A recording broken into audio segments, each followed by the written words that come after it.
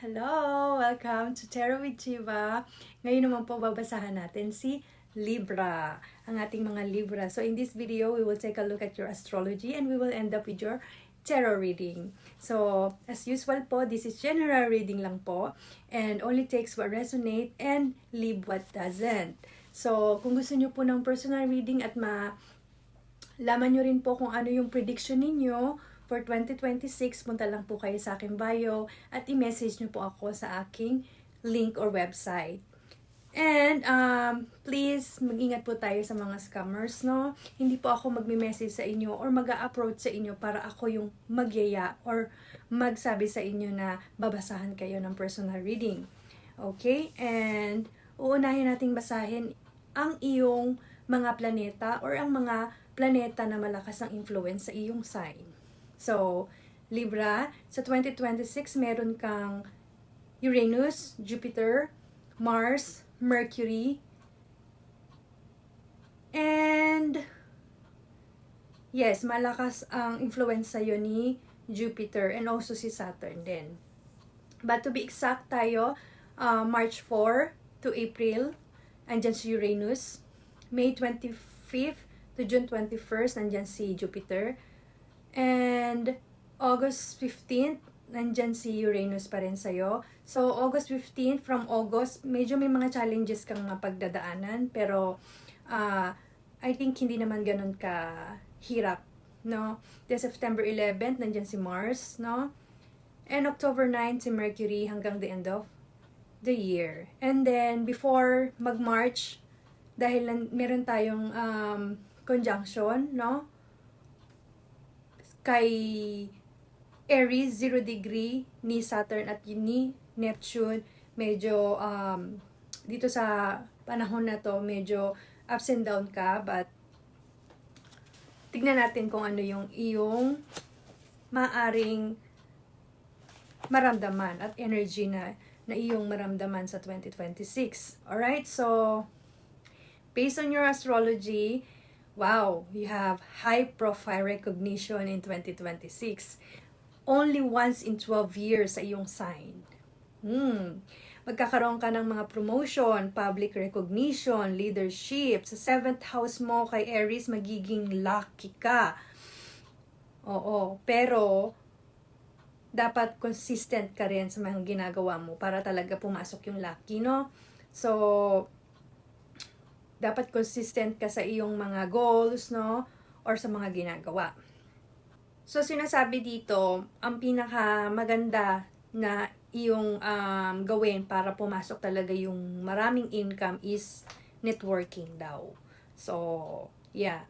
Networking is your highest opportunity para sa maraming income na darating. So, sa relationship mo naman, kailangan mo mag-build ng personal space and respect, no? Respect with your partner or both, no? Both kayong kailangan i-respect nyo yung personal space ninyo. To keep your peace is important for this year. Overall, expansion, growth, and public visibility, networking nga daw, build community, team, or social circle. For rewards mo, this 2026, dapat discipline and balance talaga, no? So, March and April nga, katulad ng sabi ko kanina dito, is your Goldilocks month, no? Golden months mo tong March and April. So, maganda magsimula ng mga public appearance, no? Or parang facing brand, no? Katulad ng ginagawa ko, parang ganito. Or mag-open ka ng iyong YouTube or anything na may public appearance, no? And engagement. So, yes, lucky ang iyong year, first month of the years. Merong mga ups and down, but kailangan mo lang daw dito is yung discipline and balance at kung iwanan mo na yung mga bagay na hindi naman sa'yo nagpapaangat, okay?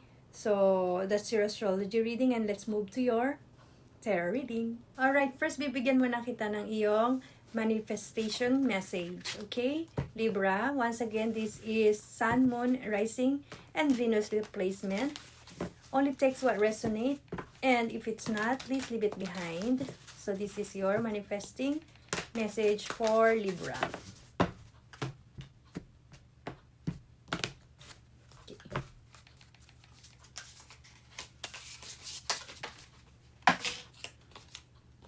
Application. Okay, you have application. I integrate the lessons of my spiritual journey into daily life by practicing love and allowing my inner light to guide my thoughts. I invite the laws of universe love to manifest in all that I do. Once again, application. I integrate the lessons of my spiritual journey into daily life by practicing love and allowing my inner light to guide my thoughts. I invite the laws of universal love to manifest in all that I do.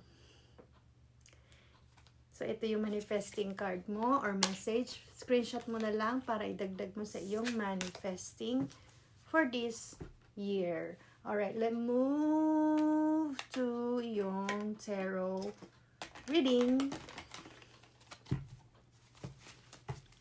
So, titignan natin, Libra, yung iyong energy at yung energy ng papasok sa iyo. Ano ba yung energy? And once again, no? Hindi ko pa nababate ang mga Libra natin dyan. Hindi ko pa nababate. So, happy Valentine's Day, everyone. And I hope na i-spread natin at i-share natin ng love. Because they said, love is God. No? Share natin yung love natin. Kahit sa mga taong nakakasalamuha lang natin everyday, no? Alright. So, what is the energy for Libra? Energy for Libra, please.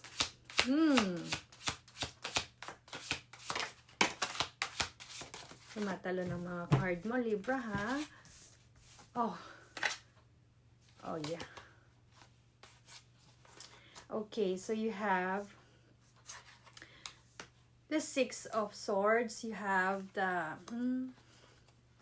Four of Swords, you have the Five of Swords, and you have the Seven of Cups. So, look at this. Now, dito is parang nagmo-move on ka na, no? Or dilipat ka na sa isang lugar, no? Na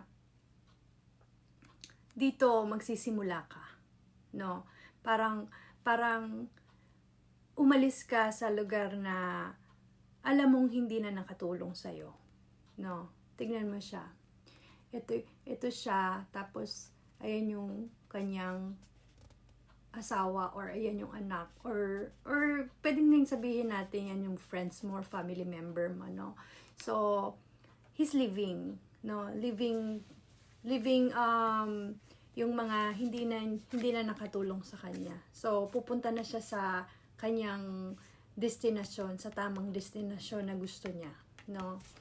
And also, you have the Four of Swords. Si Four of Swords nagpapahinga, no? Nagpapahinga lang siya. Parang nagtitake time siya. Taking time si Four of Swords, no? Like this, no? Iniwanan mo na yung alam mong hindi nagpapagrowth sa'yo. Iniwanan mo na yung bagay na, alam mo yun, na alam mong hindi na nakatulong sa'yo kasi gusto mo ngang na mas maganda na pamumuhay. So, iniwanan mo siya, then, nag-take time ka, no? Nagpapahinga ka. So, ito yung energy mo, no? And also, you have, nakikita mo dito sa card na to, no? Parang hindi fair yung ginagawa niya. Hindi fair, no? Kasi dito, yung isa dito umiiyak, no? Umiiyak yung isa dito, no? Parang hindi fair yung naging situation, no? Whether sa family to, whether sa relationship to, or pwede rin sa work to, no? Kaya ka umalis, no? Umalis, nagpahinga, no? Dahil dito sa energy na to, no? And Ngayon, ikaw ay pumipili. Pumipili ka kung ano yung para sa'yo. Pumipili ka ng kung anong para sa'yo. No? Medyo nag-ano yung camera ko eh. Pumipili ka ng kung ano yung para sa'yo. Ngayon. No? So, titignan natin to. Ika-clarify natin itong mga card na to. No? First, I want to clarify your Six of Swords. Puro swords siya, no? Puro swords. So, ibig sabihin ng swords is about mental and the cups is about emotion. No? So, let's clarify the Six of Swords for you, Libra, please.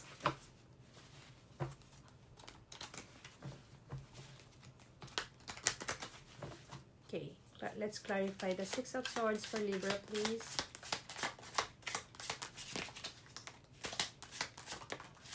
One more, please. Okay.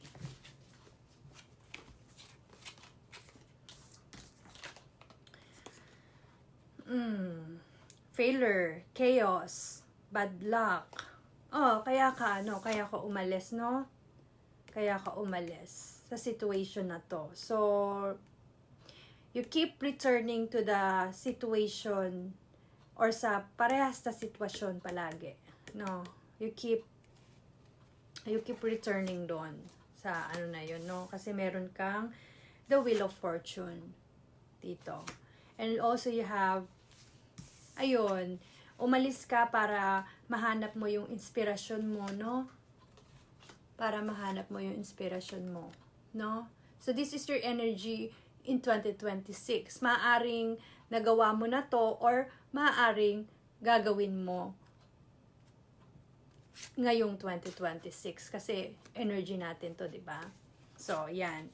And also you have the King of Wands. Si King of Wands kasi is about parang gusto niya ng success, gusto niya ng expansion, no? Gusto niya ng power, gusto niya ng leadership, no? Which is Libra ka. So, ito yung hinahanap, no? Ito yung hinahanap mo. So, yes, parang aalis ka sa isang lugar or sa isang sitwasyon na alam mong hindi na nakakatulong sa'yo para, alam mo yon, mag-expand ka para ma-establish mo yung gusto mo, yung success mo, no? So, it's time to leave and restart or mag-start ka sa bagong cycle mo na alam mong mas magsasucess ka, no? So, that's your clarification for Six of Swords. Okay, let me clarify this Five of Swords for you, no? Let me clarify the Five of Swords for Libra. Five of Swords for Libra, please. Five of Swords, please. One more, please. Okay.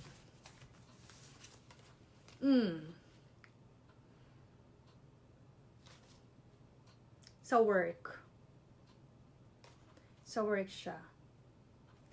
So, sinasabi dito, ito galing sa work to, no? Sa work to, kasi meron ka ditong Two of Swords, no? And then you have the Eight of Pentacles, no? So, siguro para makapagsimula ka ulit, kailangan mo ng, maybe, mag-aral ka ng mga bago, no? Katulad sa sinabi ng astrology sa'yo, maganda sa'yo at bagay sa'yo yung trabahong meron kang facing appearance, no? Or, let's say natin na parang face branding, no? Yung ikaw mismo yung, yung magiging brand mo, ikaw mismo yung parang makikipag-communicate, ikaw mismo yung makikipag-interact, no? Parang social, parang pwede ka mag-start ng vlog mo or mag-start ka ng iyong YouTube channel, no? Maganda ito. So, yes, trust mo lang yung sarili mo, your inner, no? Yung intuition mo, no? Para magkaroon ka ng mas malakas na wisdom, no? And trust mo yung iyong mga ideas at saka yung mga skills mo. So, sinasabi dito na mas maganda kung pag-aaralan mong mabuti bago ka mag-start, no? So, meron ka ditong Ace of Swords, Two of Cups, and you have the Ten of Cups. See? Napakaganda. Ten of Cups. No? Celebration, happiness after long-lasting na mga, alam mo yon yung blessings mo. Tapos, balance, love, no? Receive love from others, partnership, balance, connection, logic, power, heart of the matter, clarity, breakthrough, ideas. No? Ayun lang.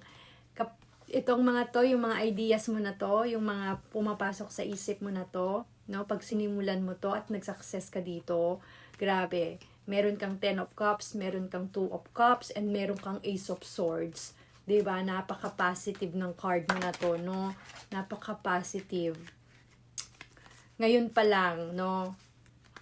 Kung ako sa'yo, sisimulan ko na kung ano yung mga bagay na alam ko na magpapasuccess sa akin, no? Kasi nandito na yung love. Parang ano ka na rito super lucky ka dito Katulad na nga nasabi sa'yo kanina ng astrology mo, 'di ba? Grabe yung mga opportunities mo, yung luck mo, no? Basta alam mo lang kung paano ibabalance lahat, no? Wow, napakaganda. Napakagandang card nito. So, let's see naman kung ano yung mga energy na maaaring pumasok sa'yo at alam niyo yun, yung mag-istorbo sa iyong 2026 na energy. Let's tignan natin. No, what are the energies towards Libra? What are the energies towards Libra, please? Energy towards Libra, please. One more, please. So, you have the Six of Pentacles, you have the Moon, and you have the Seven of Wands. So, unahin natin si Six of Pentacles. Makikita mo dito, no? Isa lang yung tinutulungan niya. Yung isa hindi niya pinapansin, no? Kita mo? Isa lang yung nakatingin siya dito sa isa, tapos yung isa hindi siya pinapansin, di ba? And then, dito naman sa the Moon mo, no? Emotional ang itong card na to. Kung makikita mo, may Scorpio dyan, no? And then may tubig, which is emotion. So, ayan si Moon, andito yung parang gate mo.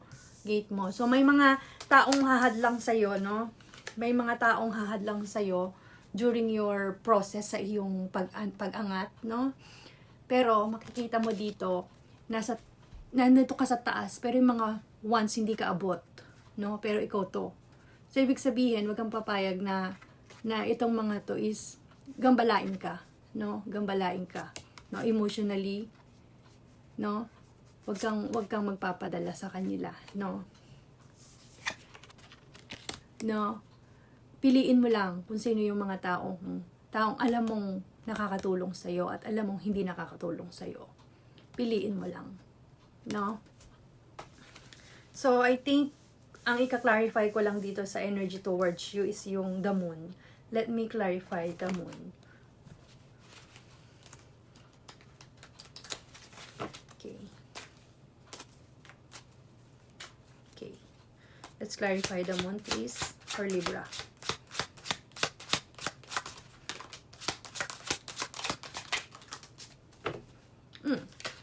Tama nga tayo. See, you have the Six of Wands and you have the Eight of Cups. Kung makikita mo dito kay Eight of Cups, no? Umalis siya pero nakatayo pa rin yung mga cups, no? So, ibig sabihin nito, make a decision nga. Piliin mo lang yung mga tao na alam mong nakakatulong sa'yo at nagpapabigay sa'yo ng confident, no? Kasi this is about taking action with confident, no? So, sa journey na ngayon mo palang pupuntahan, no? Na journey.